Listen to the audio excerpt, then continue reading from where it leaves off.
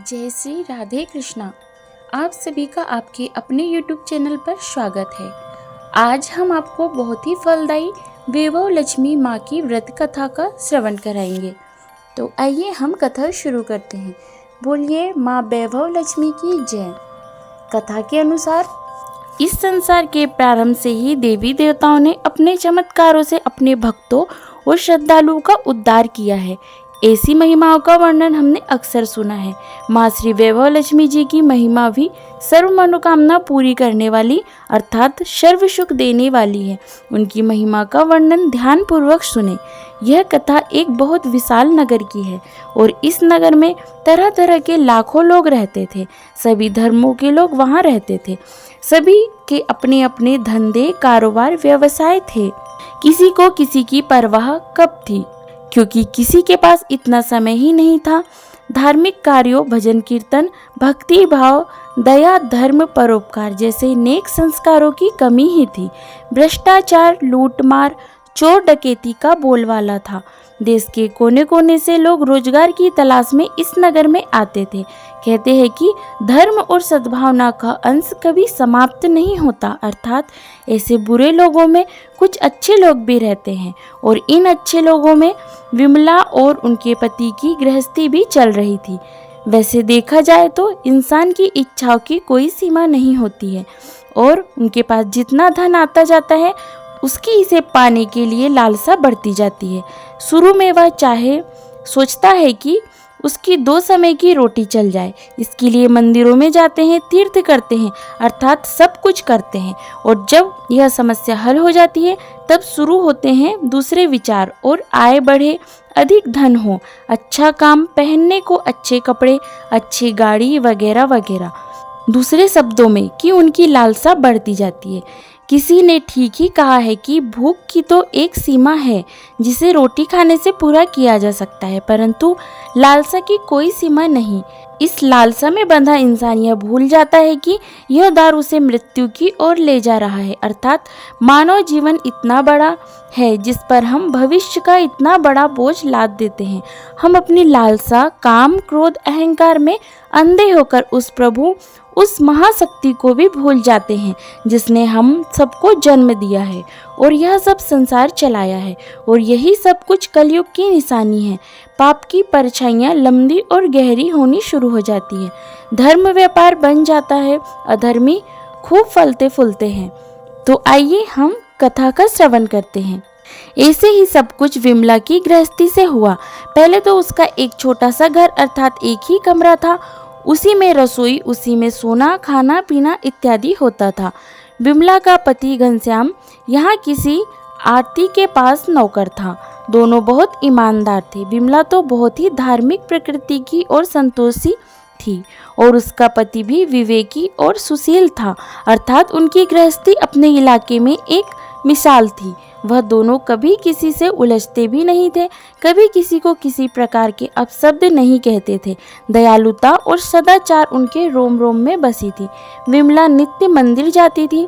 इस तरह उनकी गृहस्थी खुशी खुशी चल रही थी। परंतु हम जानते हैं कि कर्म की गति न्यारी है। ईश्वर की लीला को कौन जान पाया है। समय और मनुष्य का भाग्य उनको पल में राजा से रंक और रंक से राजा बना देता है। ऐसी सत्य कथाएं हमने अनेक सुनी हैं। ऐसा ही कुछ विमला के पति घनश्याम से हुआ।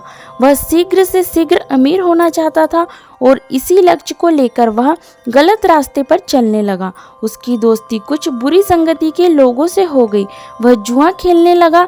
देखते ही देखते वह शराब भी पीने लगा। इन सब चीज़ों के लिए धन चाहिए था, परंतु वह कहाँ से आता। करते करते उसने विमला के जेवर और घर का लगभग सारा सामान बेच दिया और करोड़पति से ख्वाब देखने वाला घनश्याम कंगाल हो गया और उसके करोड़पति बनने के सपने को अस्त व्यस्त हुए और साथ साथ उनकी घर गृहस्थी भी बिखर गई। अति दरिद्रता से ग्रस्त होकर वह विमला से मारपीट भी करने लगा। अब तक विमला के परिवार पर संकट और परेशानियों के बादल पूरी तरह छा चुके थे। वह अपने पति का व्यवहार देखकर और अपने घर की हालत देखकर बहुत दुखी थी और अंदर ही अंदर टूट गई थी। हर समय उदास रहने लगी। वह अपना दुख किसको जाकर बताती, लेकिन पिछले कुछ समय से वह जब भी परेशान होती थी तो देवी माँ लक्ष्मी जी की आराधना करती। उनके घर में एक छोटा सा मंदिर था जहाँ माँ लक्ष्मी की मूर्ति रखी हुई थी। विमला बहुत ही सुशील और संस्कारी स्त्री थी। उसको पति के बर्ताव से बहुत दुख हुआ, किंतु वह सब कुछ सहन किए जा रही थी। कहते हैं हर रात के पीछे एक दिन होता है और हर दिन के पीछे एक रात। इसी तरह हर सुख के पीछे दुख होता है और हर दुख के पीछे सुख। इसी बात को आधार मानकर और इस पर विश्वास रखकर विमला श्रद्धा के साथ प्रभु भक्ति में लीन रहने लगी। उसका अपने प्रभु में विश्वास नहीं टूटा। एक दिन विमला थक टूटकर माँ लक्ष्मी की मूर्ति के सामने बैठकर रो रही थी। माँ ने उसकी आंखों से टपकते आंसू देख लिए थे, उसके हृदय का दुख भी जान लिया था। विमला रोए जा रही थी, साथ में वह अपनी माँ लक्ष्मी का पूजन भी कर रही थी। वह कह रही थी, माँ लक्ष्मी मुझे बचा लो, माँ मुझे बचा लो। देखो मेरी और मेरे घर की क्या हालत हो रही है। क्या तुझे मुझ पर दया नहीं आती? मेरा पति बिगड़ चुका है। घर में लक्ष्मी जी आप बैठी है, परंतु आपका दूसरा स्वरूप जो इस संसार में माया का है वह इस घर में नहीं है। उसके बिना जीवन की गति नहीं चलती। माँ मुझे बचा लो, माँ मुझ अभागिन को बचा लो। माँ मुझे शक्ति दो, माँ मुझे शक्ति दो, शक्ति दो। माँ लक्ष्मी मुझ पर कृपा करो, इस घर को बचा लो।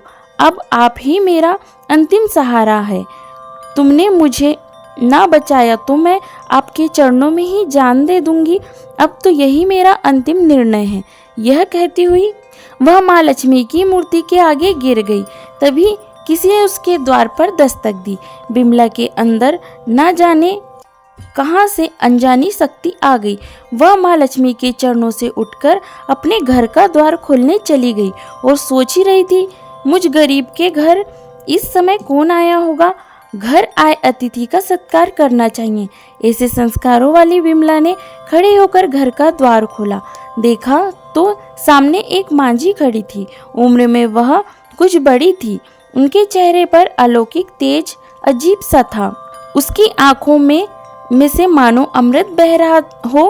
उसके देखते ही विमला के मन में उदार शक्ति छा गई, क्योंकि उनके चेहरे से करुणा और प्यार छलक रहा था। उनको देखकर विमला के रोम रोम में आनंद सा छा गया। विमला ने मांझी को आदर सहित भीतर आने को कहा और उन्हें बैठने के लिए बिछौना भी दिया। आसन ग्रहण करने के पश्चात मांझी ने विमला से पूछा, क्यों मुझे पहचाना नहीं? विमला ने कुछ हिचकिचाहट के साथ कहा, माँ आपको देखते ही मुझे बहुत खुशी हो रही है, अपार शांति मिल रही है। ऐसा महसूस हो रहा है शायद मैं जिसे ढूंढ रही थी वह मुझे मिल गई, पर मैं आपको पहचान नहीं सकती। मांझी ने हंसकर और प्यार से कहा, क्यों मुझे भूल रही हो? हर शुक्रवार को माँ लक्ष्मी जी के मंदिर में भजन कीर्तन होते हैं, तब भी मैं वहीं होती हूँ। वहाँ हम हर बार मिलते हैं। जब से पति ने गलत रास्ता अपनाया था, विमला ने मंदिर जाना भी छोड़ दिया था। वह किसी से मिलती भी नहीं थी, यहाँ तक किसी से नजर मिलाने में भी वह संकोच करती थी। तभी मांझी ने प्यार से कहा, तुम लक्ष्मी जी के मंदिर में कितना मधुर से कीर्तन करती थी, भजनों से सभी का मन मोह लेती थी। अब तुम वहाँ दिखाई नहीं देती। तुम किस हालत में हो इसे देखने के लिए मैं खुद आई हूँ। मांझी के मुख से इतने प्रेम भरे शब्द सुनकर विमला का हृदय गदगद हो उठा, क्योंकि जिस हाल में विमला रहती थी उस हाल में मांझी से इतने करुणा भरे शब्द उसके लिए जैसे रोते विलखते हुए बच्चे के लिए माँ की गोद के समान थे। विमला की आंखें आंसुओं से भर गई। मांझी के सम्मुख बैठकर वह विलख विलख कर रोने लगी। यह सब देख मांझी ने विमला की पीठ पर प्यार भरा हाथ फेरकर सांत्वना देते हुए कहा, बेटी यह संसार तो सुख और दुख का संगम है। सुख और दुख तो धूप और छांव के समान है। जैसे रात के पीछे दिन और दिन के पीछे रात आती है, वैसे ही हर सुख के पीछे दुख और दुख के पीछे सुख आता है। धैर्य से काम लो बेटी, बता तुझे क्या दुख है। इतनी बात सुनकर विमला ने अपनी अवगति की पूर्ण कथा मांझी को बता दी। बेटी कर्म की गति न्यारी होती है। हर इंसान को अपने कर्मों का फल मिलता है, इसलिए तुम अधिक दुखी मत हो। अब तुम अपने बुरे कर्मों का फल भुगत चुकी हो, अब तुम्हारे अच्छे दिन आने वाले हैं। तुम तो माँ लक्ष्मी की भक्तिनी हो। माँ लक्ष्मी जी तो प्रेम और करुणा के अवतार है। यदि तुम अपने मन की शांति अथवा गृहस्थी चलाने के लिए लक्ष्मी जी को प्राप्त करना चाहती हो तो वैभव लक्ष्मी जी का व्रत करो। इस व्रत के करने से तुम्हारी हर मनोकामना पूरी हो जाएगी और तुम्हारे सब संकट दूर हो जाएंगे। वैभव लक्ष्मी का व्रत सुनकर विमला के चेहरे पर चमक आ गई। उसने बड़ी उत्सुकता से पूछा, यह व्रत कैसे किया जाता है, यह मुझे समझाइए, मैं यह व्रत अवश्य करूंगी। माँ जी ने बताया, बेटी यह व्रत बहुत सरल है। अगर इसे पूरे शास्त्रीय तरीके से पूर्ण विधि विधान से किया जाए तो माँ लक्ष्मी की अपार कृपा से घर में हर सुख संपत्ति और यश की प्राप्ति होती है। ऐसा कहकर माँ जी वैभव लक्ष्मी की विधि कहने लगी। बेटी यह व्रत वैसे तो सीधा साधा है, किंतु कई लोग इसे गलत तरीके से करते हैं, अतः उसका पूर्ण फल नहीं पाते हैं। कुछ लोगों का मानना है कि सोने की हल्दी और कुमकुम से पूजा करो बस व्रत हो गया, पर ऐसा कुछ नहीं है। किसी भी व्रत का पूर्ण फल पाने के लिए उसे पूर्ण विधि विधान और शास्त्रीय ढंग से ही किया जाना चाहिए। व्रत के पूरे होने के बाद उसका उद्यापन भी शास्त्रीय विधि मुताबिक ही करना चाहिए, तभी यह वैभव लक्ष्मी व्रत का पूर्ण फल देता है। इस व्रत को शुक्रवार के दिन करना चाहिए। सुबह सबसे पहले स्नान करके स्वच्छ कपड़े पहनने चाहिए और सारा दिन जय माँ लक्ष्मी का जाप करते रहना चाहिए। किसी की बुराई, निंदा, चुगली आदि का परहेज रखना चाहिए। शाम को पूर्व दिशा में मुंह करके आसन पर बैठ जाओ। सामने पाटा रखकर उसके ऊपर साफ सुथरा वस्त्र बिछाकर उस पर चावल का छोटा सा ढेर करें। उस ढेर के ऊपर पानी से भरा तांबे अथवा चांदी का कलश रखकर उस पर एक कटोरी रखो। उस कटोरी में सोने का कोई गहना रखो। अगर घर में सोना ना हो तो कोई चांदी का गहना रखो, और अगर चांदी भी ना हो तो रोकड़ या रुपया ही रखना चाहिए। तब घी का दीपक जलाकर धूप बत्ती सुलगा कर रखो। सिक्के की हल्दी, कुमकुम व गुलाल के फूलों से पूजन करें। एक पात्र में मिष्ठान या गुड़ रखें। माँ लक्ष्मी के कई स्वरूप है और माँ लक्ष्मी को श्री यंत्र अति प्रिय है, अतः वैभव लक्ष्मी की पूजन विधि करते समय सर्वप्रथम सच्चे दिल से श्री यंत्र और माँ लक्ष्मी जी की विविध स्वरूपों के दर्शन करो। उसके बाद लक्ष्मी स्तवन की स्तुति करें और लक्ष्मी चालीसा का पाठ करें। तत्पश्चात घी, आटे और चीनी को भूनकर बनाया गया प्रसाद, जिसमें केले के टुकड़े भी हो, माँ लक्ष्मी की आरती करके उस प्रसाद को श्रद्धापूर्वक लोगों में बांट दे तथा प्रसाद बांटते समय भी जय माँ लक्ष्मी बोलते रहना चाहिए। इस व्रत को इस विधि के अनुसार निरंतर 11, 21 या 51 शुक्रवार करना चाहिए। अगर आप में शक्ति हो तो सारा दिन उपवास करना चाहिए। सूर्यास्त होने के पश्चात माँ की उपासना करके जब प्रसाद बांट ले तो आप भी भोजन ग्रहण कर सकते हैं। बाद में माँ के आगे पड़े चावल पक्षियों में डाल दे तथा कलश का पानी तुलसी जी की क्यारी में डाल देना चाहिए। इस तरह शास्त्रीय विधि से व्रत करने पर उसका फल अवश्य मिलता है। इस व्रत के प्रभाव से सब प्रकार की विपत्ति दूर हो जाती है और आदमी मालामाल हो जाता है। संतान ना हो तो उसे संतान प्राप्ति होती है। भाग्यवती स्त्री का सौभाग्य अखंड होता है। कुमारी लड़की को उनका मनभावन पति मिलता है। व्रत पूरा होने पर अर्थात जितने शुक्रवार की मन्नत मांगी हो उसके पूरा होने पर व्रत का उद्यापन शास्त्रीय विधि अनुसार करना चाहिए। माँ जी ने कहा, यह विधि भी मैं तुझे बताती हूँ। आखिरी शुक्रवार को खीर अथवा नैवेद्य रखो। हर शुक्रवार की तरह पूजा विधि करनी चाहिए। पूजन करने के बाद नारियल फोड़े। 7 छोटी कन्याओं को घर बुलाकर उन्हें कुमकुम का तिलक लगाकर प्रसाद दे। उन्हें उनका मनपसंद भोजन खिलाए और उसके बाद उनसे वैभव लक्ष्मी व्रत की महिमा बताए और वैभव लक्ष्मी व्रत की एक पुस्तक भी अवश्य बांटे। इस दिन और मित्र संबंधियों को भी अपना श्रद्धा और सामर्थ्य के अनुसार वैभव लक्ष्मी व्रत कथा की पुस्तक अवश्य बांटनी चाहिए। इसके बाद धन लक्ष्मी स्वरूप, वैभव लक्ष्मी स्वरूप माँ लक्ष्मी जी की छवि को प्रणाम करें। माँ लक्ष्मी जी का यह स्वरूप वैभव देने वाला है। प्रणाम करते समय मन ही मन भावुकता से माँ की प्रार्थना करते समय कहे, हे माँ लक्ष्मी, हे वैभव लक्ष्मी, मैंने सच्चे हृदय से आपका वैभव लक्ष्मी का व्रत पूरा किया है। हे माँ, हमारी जो भी मनोकामना आपने की हो वह बोलो। मनोकामना शीघ्र अतिशीघ्र पूरी करो। आप तो कल्याणकारी हो, हम सबका कल्याण करो। हे माँ, आपकी महिमा अपरंपार है। माँ जी के पास से सर्व मनोकामना पूरी करने वाले वैभव लक्ष्मी व्रत की शास्त्रीय विधि सुनकर विमला भाव विभोर हो उठी। उसको महसूस हुआ जैसे उसे सुख मार्ग मिल गया हो और अब तक तो वह ऐसे ही भटकती रही। उसने आंखें बंद करके माँ वैभव लक्ष्मी का ध्यान किया और माँ जी द्वारा बताए गए शास्त्रीय विधि और पूर्ण नियम अनुसार इस कल्याणकारी व्रत को 21 शुक्रवार करने का और पूरा होने पर इसका उद्यापन करने का संकल्प लिया। विमला ने संकल्प करके जैसे ही आंखें खोली तो उसके सामने किसी को ना पाया, अर्थात माँ जी ओझल हो गई थी। वह हैरान हो गई थी कि माँ जी कहाँ गई। तब वह समझ गई कि यह माँ जी और कोई नहीं थी, साक्षात लक्ष्मी माँ ही थी। विमला लक्ष्मी माँ की परम भक्तिनी थी, इसलिए लक्ष्मी माँ अपनी इस सच्ची भक्तिनी को रास्ता दिखाने के लिए माँ जी का रूप धारण करके विमला के घर आई थी। भाग्यवश अगले दिन शुक्रवार ही था। प्रायः ही विमला नहा धोकर कपड़ा पहनकर मन ही मन पूर्ण श्रद्धा से जय माँ लक्ष्मी का जाप करने लगी। सारा दिन उसने मन में कोई बुरा भाव नहीं लाया, किसी की बुराई निंदा चुगली नहीं की, अपना मन प्रसन्न रखा और प्रत्येक व्यक्ति से हंसते चेहरे से मिली। शाम होने पर विमला हाथ मुंह धोकर पूर्व दिशा की तरफ मुंह करके बैठ गई। अच्छे समय में घर के सोने के काफी आभूषण जेवरात थे, लेकिन बुरे समय और पति की गलतियों के कारण सब कुछ बिक चुका था। अब तक उसके हाथ की एक अंगूठी ही बची थी।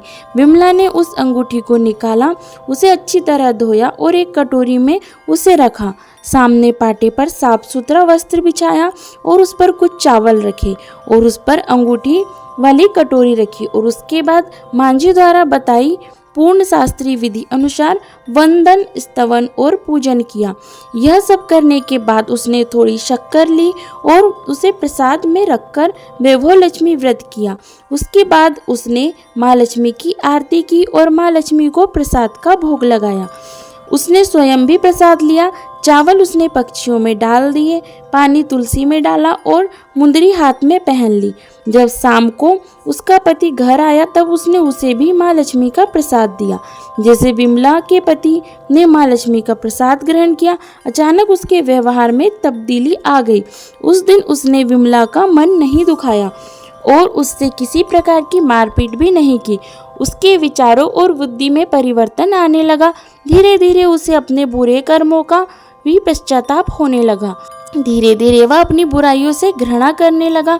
विमला के मन में वैभव लक्ष्मी व्रत के लिए श्रद्धा और बढ़ गई। विमला ने पूर्ण श्रद्धा और भक्ति भाव से मन्नत किए हुए 21 शुक्रवार तक वैभव लक्ष्मी का व्रत किया। अंतिम शुक्रवार को उसने माँ जी द्वारा बताए गए उद्यापन विधि अनुसार 7 कन्याओं को घर बुलाकर उनके चरण धोए, उन्हें प्रसाद दिया और सभी को वैभव लक्ष्मी व्रत कथा की एक पुस्तक भी उपहार में दी। फिर माँ ने धन लक्ष्मी स्वरूप की छवि को मन में बसाकर प्रार्थना करने लगी। हे माँ धन लक्ष्मी, मैंने आपका व्रत करने की मन्नत मांगी थी। आज आपकी अपार कृपा से मैंने यह व्रत पूर्ण किया है। हे माँ, मेरी हर विपत्ति दूर करो, हम सबका अपनी कृपा से पूर्ण कल्याण करो। जो भी प्राणी आपका वैभवशाली व्रत करे उसकी मनोकामना पूरी करो। जिसे संतान ना हो उसे संतान दो। सौभाग्यवती स्त्री का सौभाग्य अखंड रखो। कुमारी लड़की को मन भावन पति देना, सबको सुखी करना। हे माँ, आपकी महिमा अपरंपार है। ऐसा कहते हुए उसने लक्ष्मी जी के धन लक्ष्मी स्वरूप को प्रणाम किया। इस प्रकार विमला ने शास्त्रीय विधि से वैभव लक्ष्मी व्रत उद्यापन सहित किया और अपनी मनोकामना पाई। उसका पति अब तक पूरी तरह सुधर चुका था। उसने शराब, जुआ इत्यादि सभी आदतें छोड़ दी थी। वह विमला को पूर्ण स्नेह देने लगा था। वह फिर से मेहनत करने लगा और धीरे धीरे उनके अच्छे दिन फिर से आ गए। घर का जो सामान बुरे दिनों में उसकी बुराइयों के कारण बिक गया था वह फिर से आ गया और जो गहने जेवरात उसने गिरवी रखे थे वह भी उसने छुड़ा लिए। व्यवसाय में भी उन्हें मुनाफा अधिक होने लगा। घर में पूर्ण सुख शांति और धन की बाढ़ सी लग गई थी। वैभव लक्ष्मी व्रत का प्रभाव देखकर उसके मित्र, संबंधी और मोहल्ले के दूसरे लोगों ने भी अपनी मनोकामना की प्राप्ति के लिए शास्त्रीय विधि से इस व्रत को किया। हे माँ लक्ष्मी, आप जैसे विमला पर प्रसन्न हुई, उसी तरह आप अपने सभी भक्तों और व्रत करने वालों पर प्रसन्न होना और उनको मनवांछित फल देना, सबको सुख शांति देना। जय धन लक्ष्मी माँ। बोलिए माँ लक्ष्मी की जय। सर्व देवी देवताओं की जय। आशा करती हूँ यह जानकारी आपको पसंद आई होगी। वीडियो पसंद आए तो लाइक कीजिएगा, शेयर कीजिएगा और ऐसे ही ज्ञानवर्धक जानकारियों के लिए और कथा सुनने के लिए हमारे चैनल को सब्सक्राइब कीजिएगा और बेल आइकन को भी प्रेस कीजिएगा ताकि मेरे आने वाले वीडियो का नोटिफिकेशन आपको समय पर मिलता रहे। बोलिए माँ लक्ष्मी की जय। जय श्री राधे कृष्णा। धन्यवाद।